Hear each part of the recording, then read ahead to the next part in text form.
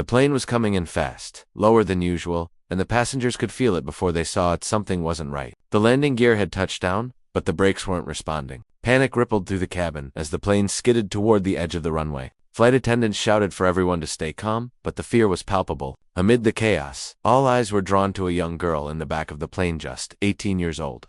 Calm but alert, gripping the armrests of her seat. No one knew her, but somehow, in that moment, she became the center of hope. Her name was Emily, a regular teenager with a love for aviation. Nothing that hinted she might be capable of extraordinary courage. But now, with the plane barreling forward uncontrollably, she did something no one expected. She looked at the controls near her seat, calculated what could be done, and acted. The passengers, strapped in their seats, felt a flicker of hope. But could one girl really make a difference in a situation this desperate? The engines roared, the tires screeched, and every second stretched like an eternity. Outside, the runway seemed impossibly short, and the trees at the end were closer than anyone wanted to imagine. And then, as Emily made her move, something incredible happened, but no one could predict how it would end. Lives hung in the balance, and a single split-second decision could change everything. Emily had always been fascinated by airplanes. Ever since she was a little girl, she would sit by the window of her family's small apartment near the airport, watching jets take off and land, dreaming of the day she might understand the magic behind those massive machines. She spent hours reading about flight mechanics, watching tutorials, and even volunteering at a local aviation club. But no one ever imagined that her quiet hobby could one day save dozens of lives. On this flight, she had been traveling home from a summer program, just another passenger in a sea of strangers.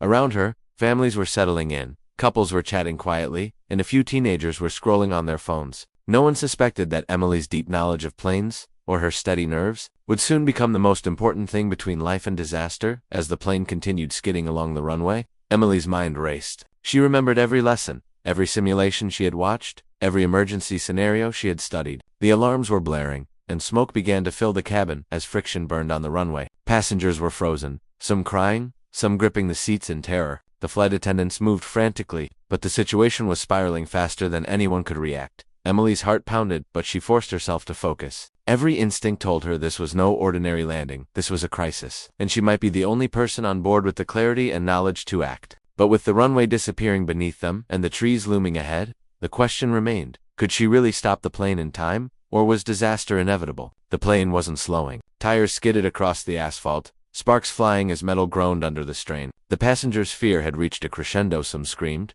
others whispered prayers. Emily could feel the tension pressing down on her chest, but somehow, she managed to tune out the panic around her. Her eyes scanned the cockpit, trying to piece together what had gone wrong. The pilots were struggling too, jabbing at the controls.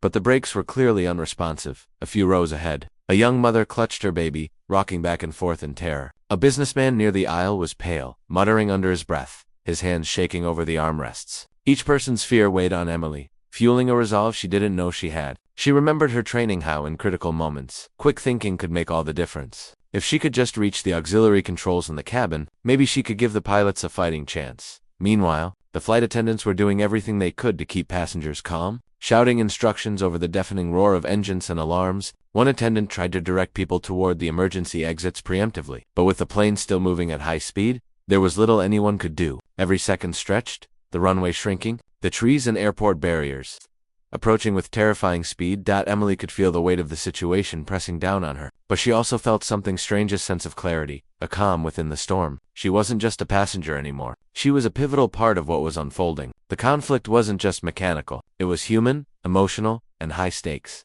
And as the plane skidded closer to the edge, she realized that every choice she made in the next moments could change the fate of everyone on board. The question was whether she could act fast enough, or if the disaster had already begun.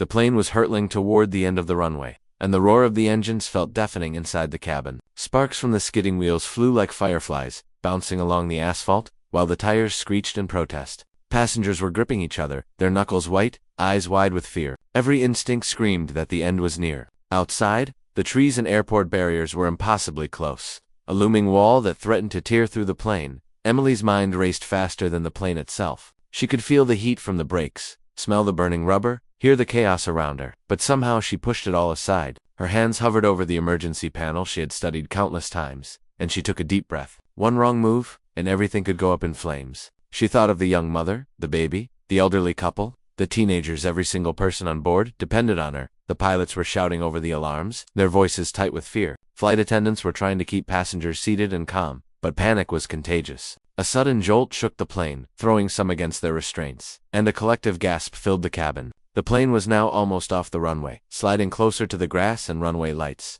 that blurred past in a streak of orange and white.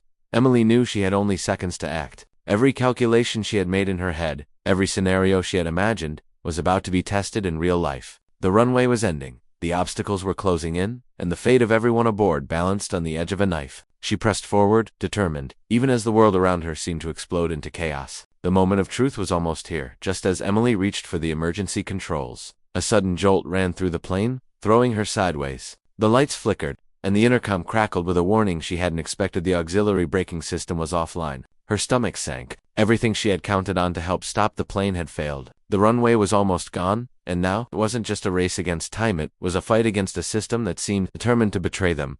Panic surged even higher in the cabin. Passengers screamed, some crying, some banging against the seats in desperation. Flight attendants shouted over the chaos, trying to direct people to brace positions, but the speed of the plane made it nearly impossible. Emily's heart pounded, but amidst the fear, a spark of determination lit within her. She couldn't give up, not now, not when the lives of everyone on board depended on her. Then, another shock came. One of the engines began to sputter violently, sending the plane lurching slightly to one side. Sparks flew under the wheels, and the metal groaned, as if the plane itself knew the danger it faced. Outside, the airport barrier and a row of trees were now so close they seemed to rush toward the cabin with terrifying inevitability.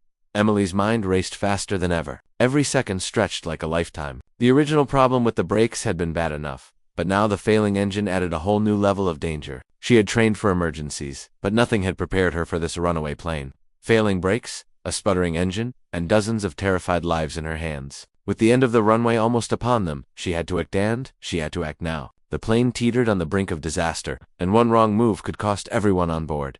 Emily's hands moved almost instinctively, guided by every lesson she had ever studied about airplanes. She remembered a trick from her aviation club. If the main brakes and auxiliary system failed, the only chance was to cut power to the engines and use the reverse thrust system. It was risky, almost never attempted by passengers, but she had no choice. With a trembling but determined grip, she pulled the emergency lever, praying it would engage. The plane shuddered violently. For a heart-stopping moment, it felt like nothing was happening, and the trees at the end of the runway seemed closer than ever. Sparks and smoke poured from the wheels, and the cabin shook with every inch the plane slid forward. Then, slowly, miraculously, the plane began to decelerate. Gasps of relief turned into cautious cheers. Emily could feel the vibration lessen under her hands, the roar of engines diminishing. Passengers clung to their seats, some crying, some hugging each other, realizing they might actually survive.